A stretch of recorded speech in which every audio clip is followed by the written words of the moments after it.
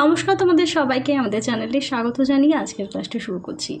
আজকে তোমাদের সঙ্গে আলোচনা করব সপ্তম শ্রেণীর প্রথম পর্যায়ক্রমিক মূল্যায়ন 2024 সালের রায়মার্টিন প্রশ্নবিচিত্রা থেকে বাংলা বিষয়ে মডেল কোশ্চেন নাম্বার 11 ও 12 নম্বর যে সেটটি আছে আজকে তারই সমাধান করে দেব।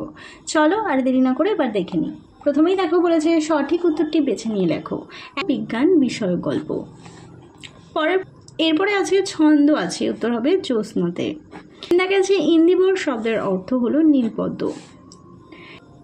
মৃদুল দাশগুপ্ত। চলো এবার 2 দাগে দেখে নিই। বলেছে সংক্ষেপে উত্তর দাও। 2 এর 1 দাগে আছে পদ্য লেখা সহজ নয়। 2 এর 1 দাগে আছে পদ্য লেখা সহজ নয়। পদ্য লেখা কখন সহজ হবে বলে কবি মনে করেন? উত্তরটি তোমাদের 7 নম্বর পেজে আছে। উত্তরটি তোমাদের বাংলা সহায়িকার 7 নম্বর পেজে আছে। জীবন ছন্দময়, জীবনের সেই ছন্দে কান দিতে হবে, মন দিতে হবে। জীবনের ছন্দ সঠিকভাবে অনুভব করতে পারলে জীবন পদ্মময় হয়ে উঠবে, আর তখনই পদ্য লেখা সহজ হবে বলে কবি মনে করেন। 2 এর 2 দাগে আছে ব্যতিক্রম অবশ্য এক আধজন আছে। ব্যতিক্রমী মানুষটি কি? কিভাবে তিনি ব্যতিক্রম হয়ে উঠেছিলেন? এখানে ব্যতিক্রমী মানুষটি কে? এটি হবে পাগলা গণেশ।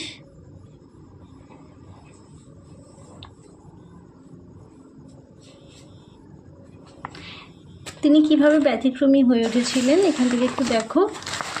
তোমরা লিখবে যে সবাই যখন বিজ্ঞান চর্চায় ব্যস্ত তখন পাগলা গণেশ হিমালয়ের গিরিগুহায় একান্ত নির্জনে ব্যতিক্রমীর প্রচেষ্টায় গণেশ শুরু করে কবিতা চর্চা, গান গাওয়া, ছবি আঁকার সাধনা। এইভাবেই তিনি বেগের যুগে আবেগ নির্ভরতার পথে যুগ বিরুদ্ধ কাজ করে ব্যতিক্রমী হয়ে ওঠেন। পরের প্রশ্ন দেখো। অথবা দিয়ে আছে এই মিনতি করি পদে কবি কার কাছে কি প্রার্থনা জানিয়েছিলেন? কবি তার দেশ মাতৃকা তথা বঙ্গভূমির কাছে প্রার্থনা জানিয়েছিলেন যে দেশ মা তাকে মনে রাখেন, যেন দেশ মা তাকে মনে রাখেন। প্রবাসে থাকাকালীন যদি তার মৃত্যু হয় তাতেও তিনি দুঃখ পাবেন না। যদি দেশমাতা তাকে মনে রাখেন তাহলে চমকেও তিনি ভয় পান না। পরের প্রশ্ন দেখো। ইতিহাস থমকে দাঁড়িয়ে লিখে নিল সব বলতে এখানে কি কি বোঝানো হচ্ছে? উত্তরটি তোমাদের বাংলা সহায়িকার 35 নম্বর পেজে আছে। 21শে ফেব্রুয়ারি পুলিশের গুলিতে মৃত শহীদদের কথা এবং বাংলা ভাষার সম্মান রক্ষার জন্য মানুষের প্রতিবাদের কথা লিখে নিল ইতিহাস। এবার দেখো অথবা দিয়ে আছে তাই তো আজ দেখো এই মিছিলে এসে দাঁড়িয়েছে আমার মা। পংক্তিটির তাৎপর্য লেখো।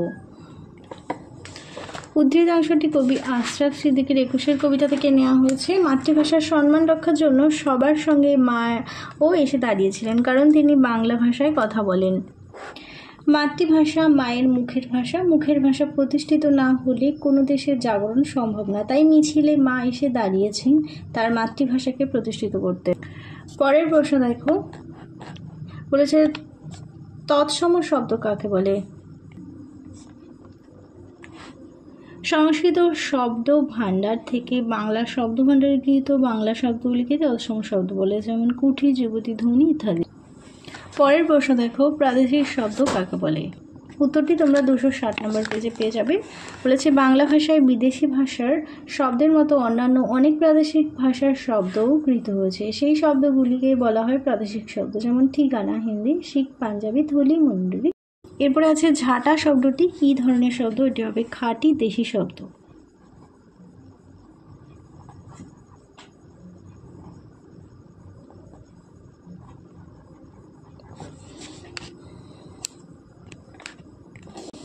এবার দেখো 4 এর 1 দাগে বলেছে সোনাটিয়া রাগ করে কোন বনে চলে গিয়েছিল? উত্তর হবে কালিয়ার বনে।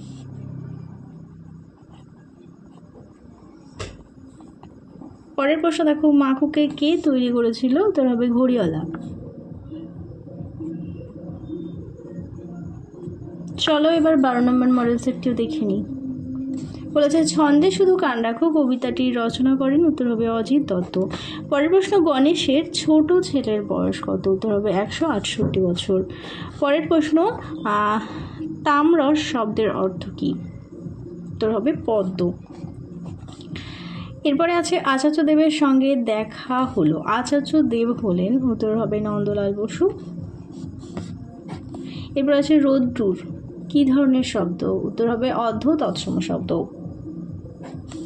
সুনামি শব্দটি এসেছে, উত্তর হবে জাপানি ভাষা থেকে। চলো এবার 2 দাগের প্রশ্নগুলো দেখিনি। বলে শোনা যায় না কখন কবির ভাবনায় আর ছন্দ শোনা যায় না। সকল প্রকার দ্বন্দ্ব ভুলে গিয়ে মন না দিলে ছন্দ শোনা যায় না বলে কবি মনে করেন। অর্থাৎ ছন্দ শুনতে হলে দ্বন্দ্ব ভুলে একাগ্রচিত্ত হতে হবে। পরের প্রশ্ন, আমি পৃথিবীকে বাঁচানোর চেষ্টা করছি। বক্তা কিভাবে পৃথিবীকে বাঁচানোর চেষ্টা করেছে?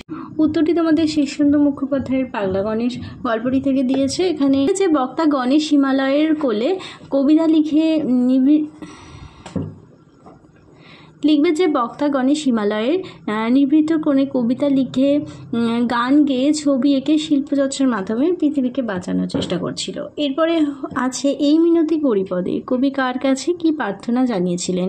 উত্তর হবে মাইকেল মধুসূদন দত্ত বঙ্গভূমির কাছে অমরতার প্রার্থনা করেছিলেন। পরেরটি দেখো, কি কি দিয়ে রামকিঙ্কর রঙের প্রয়োজন মেটাতেন? উত্তরটি 44 পেজে আছে। গাছের পাতার রস, বাটনা বাটা শিলের হলুদ, মেয়েদের পায়ের আলতা, মুড়ি ভাজা খোলার চাচা ভুসো কালি, এইসব দিয়ে শিল্পী রামকিঙ্কর রঙের চাহিদা মেটাতেন। পরের প্রশ্ন দেখো, মুন্ডমাল শব্দ কাকে বলে? উদাহরণ দাও। উত্তরটি 207 নম্বর পেজে আছে। একাধিক শব্দে গঠিত একটি নাম বা পদগুচ্ছকে দ্রুত ব্যবহার করার সুবিধা হবে বলে ছোট করে নেওয়া হয়। ছোট করে নেওয়ার সময় তাতে শব্দের শুধু একটি মাত্র অংশ নেওয়া হয় না, একাধিক শব্দের প্রথম বর্ণ বা অক্ষরটি নিয়ে সেগুলোকে যোগ করে একটি শব্দই গড়ে তোলা হয়। যেমন মুকাকে মুন্ডমাল শব্দ বলে, যেমন পশ্চিমবঙ্গ মধ্যশিক্ষা পর্ষদের। এরপর আছে তৎসম শব্দ ও তদ্ভব শব্দের মধ্যে একটি পার্থক্য। দেখো, সংস্কৃত ভাষা থেকে এই জাতীয় শব্দ সরাসরি বাংলা এসেছে, আর সংস্কৃত ভাষা থেকে দীর্ঘ সময় ধরে ভাষা বিবর্তনের পথে প্রাকৃত, অপভ্রংশ ইত্যাদি স্তরগুলোর মধ্য দিয়ে পরিবর্তিত হয়ে বাংলা এসেছে। উদাহরণগুলো দেখো। পরের প্রশ্ন দেখো, বলেছে পাগলা গণেশ গল্পে সভ্যতার কোন সমস্যার দিকে ইঙ্গিত রয়েছে? গণেশ কেন অমর হয়ে গেল? আলোচ্য পাগলা গণেশ নামক কল্পবিজ্ঞানধর্মী গল্পে দেখা যায় মানব সভ্যতার বিজ্ঞানের হাত ধরে সুদৃঢ় ভবিষ্যতের উন্নতির শিখরে পৌঁছচ্ছে। এই পরিস্থিতিতে বিজ্ঞানের বাড়াবাড়ি এবং মানব মনের সৃষ্টিশীলতার মৃত্যু হওয়ার সমস্যাটিকে ইঙ্গিতবাহী করে তোলা হয়েছে। এরপরে ছিল গণেশ কেন অমর হয়ে গেছিল? উত্তর হবে মৃত্যুঞ্জয় টনিক সেবন করে। এরপরে আছে বঙ্গভূমির প্রতি কবিতায় বঙ্গভূমির প্রতি কবির যে ভালোবাসা প্রকাশ পেয়েছে তা লেখো। উত্তরটি তোমরা 30 নম্বর পেজে পেয়ে যাবে, একটু দেখে নাও। তাহলে চলো, তোমাদের 11 ও 12 নম্বর মডেল সেটটি সমাধান করে দিলাম। এটাই ছিল তোমাদের শেষ নাম্বার মডেল সেট। চলো আজকের মতো ভিডিওটা এখানেই শেষ করছি। ভালো লাগলে অবশ্যই লাইক, কমেন্ট ও বন্ধুদের সঙ্গে শেয়ার করতে ভুলো না। সবাই ভালো থেকো, সুস্থ থেকো, টাটা।